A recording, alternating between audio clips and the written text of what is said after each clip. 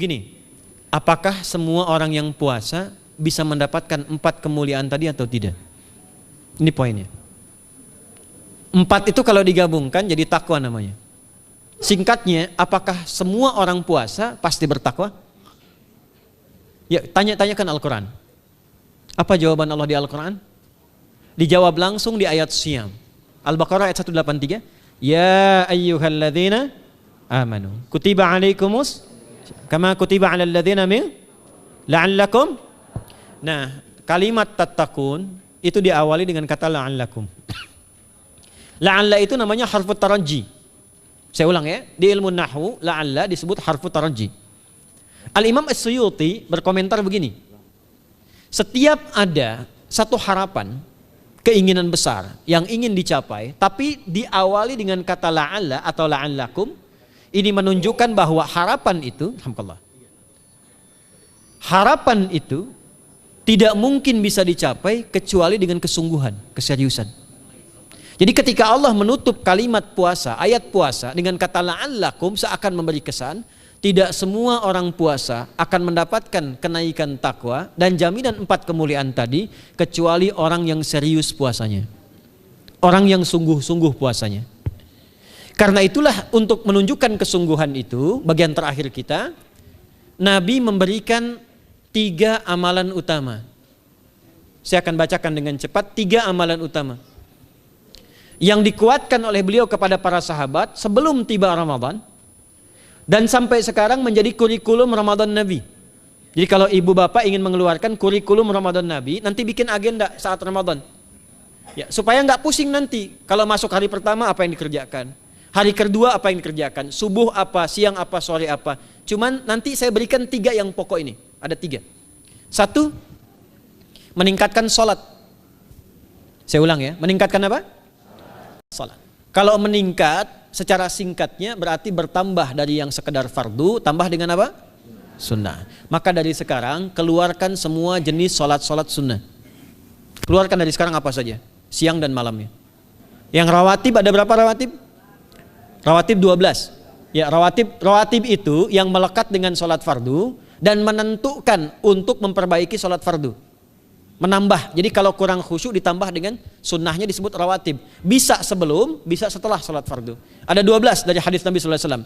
Man shalla isnatai asyrata rak'atan, siapa yang sholat 12 rakaat fi yaumin wa lailatin, yang mengiringi sholat fardu siang dan malam, ya, bunyalahu bihinna baitun fil jannah, maka akan dibangunkan baginya satu rumah di surga kalau konsisten menunaikan 12 itu sampai meninggal dunia.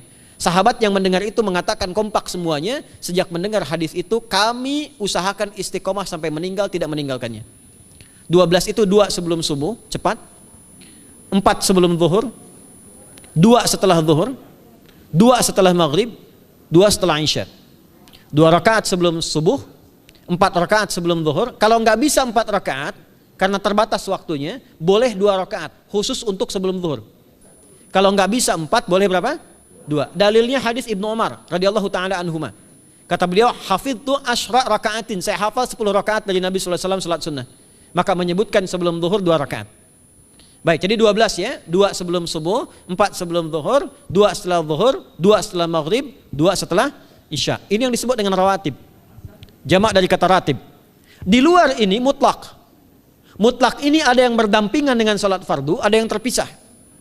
Contoh yang berdampingan, 4 rakaat sebelum asar. 4 rakaat ini bukan disebut rawatib, tapi salat mutlak. Cuma waktunya berdampingan dengan salat fardu. Jadi dia nggak memengaruhi salat fardu, cuma punya keutamaan sendiri. Apa keutamaannya? Hadis Ibnu Umar radhiyallahu taala anhuma, ketika beliau menyampaikan qala Nabi sallallahu alaihi wasallam rahimallahu ra'an shalla qabla al-asri arba'an. Allah akan menambahkan rahmat pada orang yang terbiasa salat 4 rakaat sunnah sebelum salat asar. Jelas ya? Baik. Kemudian apalagi setelah itu? Salat di antara 2 adzan dan 2 adzan ini, adzan dan iqamah. Ya, di antara adzan dan iqamah. Tahiyatul masjid. Apalagi misalnya salat duha. Duha dibagi 3. Awal duha itu kurang lebih 1,5 jam setelah salat subuh. Subuh sekarang misal 4:30, maka jam 6 muncul awal duha. Namanya syuruk. Saya ulang, salat apa namanya?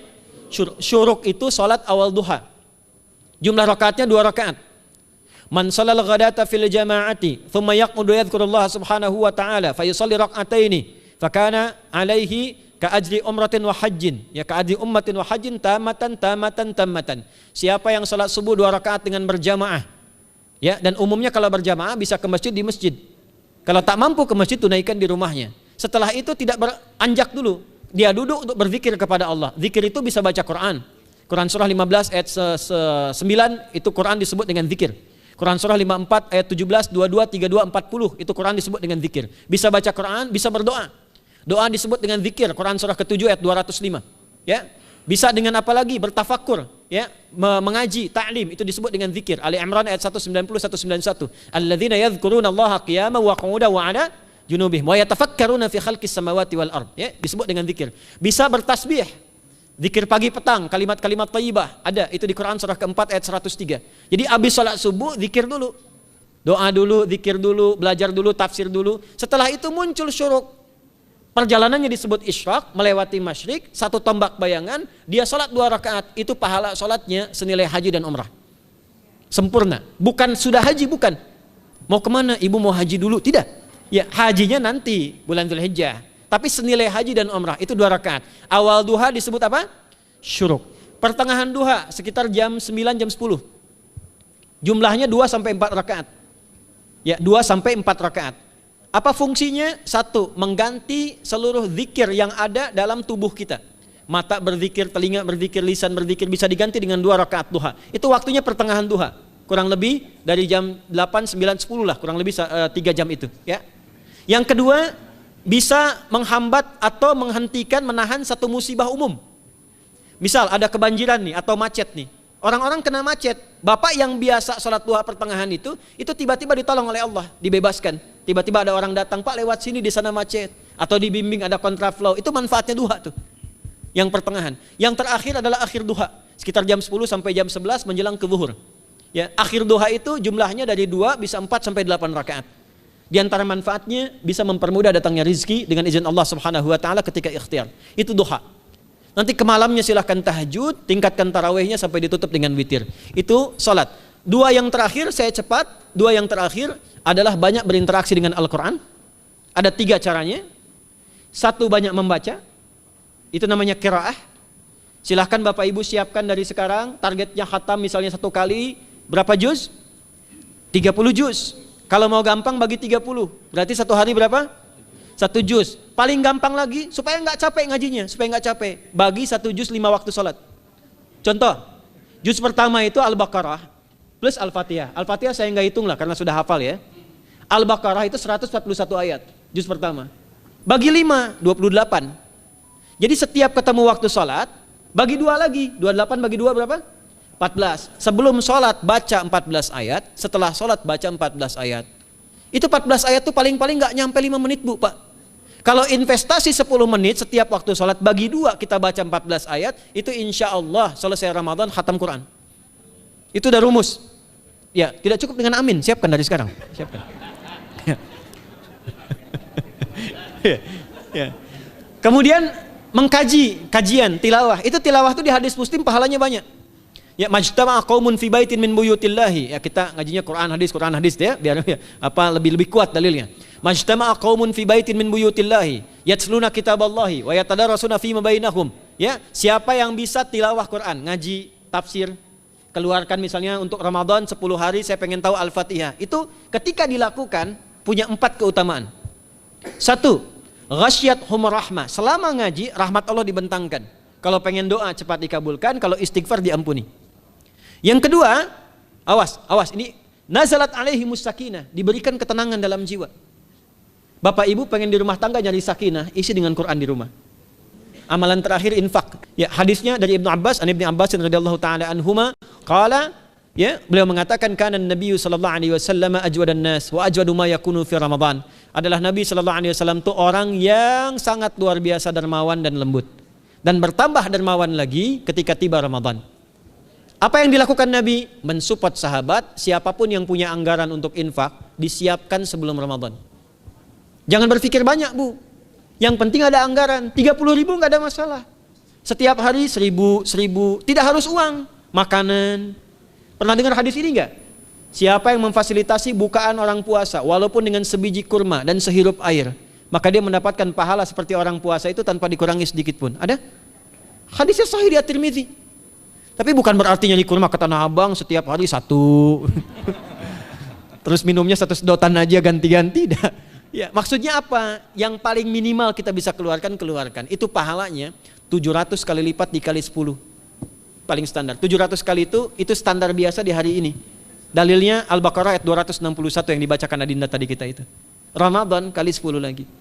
Maka dari itu disiapkan dari sekarang untuk infak. Kalau kami di desa itu, ibu saya selalu kalau Ramadan itu RT-nya setiap rumah. Ini untuk bukaan hari ini rumah A, rumah B, rumah C. Bukaan besok rumah A, rumah B, rumah C. Boleh tuh di PWM Pak dipraktikkan. Ya, misalnya anggota perserikatan siapa dikasih kesempatan. Mungkin nanti yang lain kurmanya, yang ini misalnya jeruknya, yang ini ininya. Setiap ada bukaan ya kirim ke yatimnya, ya kemudian ke pondok-pondok asuhan Muhammadiyah yang tadi disebutkan sekian ribu itu, cari pahala. Ya, saya kira itu yang bisa saya sampaikan sampai dengan batas waktu yang diberikan. Semoga bermanfaat dan semoga Allah Subhanahu wa taala memberikan kemuliaan kepada kita semua, kesehatan, dan saya yang terakhir saya ingin sampaikan doa penting. Tolong hafalkan doa ini. Dan ini doa yang diajarkan Nabi menjelang Ramadan supaya mendapatkan kesehatan, kekuatan, keselamatan untuk beribadah saat Ramadan. Hadisnya di At-Tirmidzi nomor hadis 3254. Qala, langsung saja qala Nabi sallallahu alaihi wasallam. Allahumma ahillahu alaina bil yumni wal iman wassalamati wal islam rabbi wa rabbukallah. Nah, itu tolong nanti dihafalkan, tadi sudah direkam, dibimbing. Nanti ketika ditetapkan masuk awal Ramadan, bacakan itu. Ya Allah, anugerahkan awal Ramadan kepada kami dengan ketenangan, kedamaian, kekuatan iman, keselamatan, sehat, nggak sakit sampai selesai puasanya, diberikan kekuatan untuk ibadah dalam keislaman dan diikhlaskan hanya karena Allah Subhanahu wa taala. Subhanakallahumma wa bihamdika nasyhadu an la ilaha illa anta nastaghfiruka wa natubu ilaik wa akhiru da'wana anil hamdulillahi rabbil alamin wal 'afu minkum fastabiqul khairat. Assalamualaikum warahmatullahi wabarakatuh.